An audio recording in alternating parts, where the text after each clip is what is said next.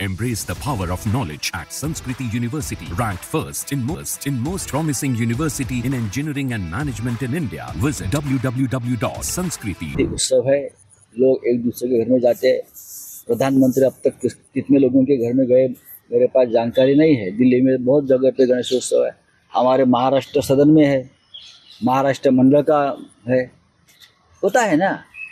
लेकिन chief justice साहब के पास प्रधानमंत्री जी गए और प्रधानमंत्री जी और सर हमारे चीफ जस्टिस साहब ने एक साथ मिलकर आरती भी उतारी भगवान की। हमारी शंका इतनी है कि क्या ये संविधान के रखवालदार इस प्रकार से अगर राजनीतिक नेताओं से मिलते हैं तो लोगों के मन में शंका है। हमारी जो केस है महाराष्ट्र में, जो घटना बाह्य सरकार चल रही है और उसकी सुनवाई चंद्रचूड़ साहब के सामने चल रही है, तो हमें शंका है कि हमें न्याय मिलेगा। क्योंकि एक पार्टी है उसमें प्रधानमंत्री जी, जो हमारा मुकदमा चल रहा है उसमें पार्टी है केंद्र सरकार, और केंद्र सरकार के मुखिया सर न्यायाधीश के सामने साथ आते हैं, घर में बैठते हैं।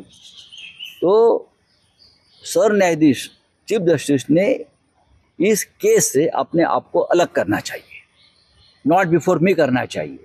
क्योंकि एक पार्टी है प्रधानमंत्री इस मुकदमे में, उनके साथ उनके रिश्ते खुलेआम दिख रहे हैं।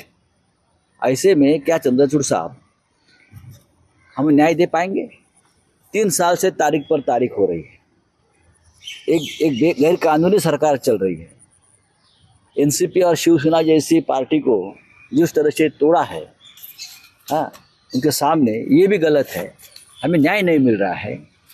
प्रधानमंत्री खुद महाराष्ट्र के गैर कानूनी सरकार में इंटरेस्ट ले रहे हैं बचाने के लिए, और न्याय देने का जिम्मा जिस न्यायाधीश जी के ऊपर है, उनके साथ उनका इस प्रकार का जो दोस्ताना और रिश्ता है, तो महाराष्ट्र के मन में कल एक शंका आ गई कि हमें न्याय मिलेगा।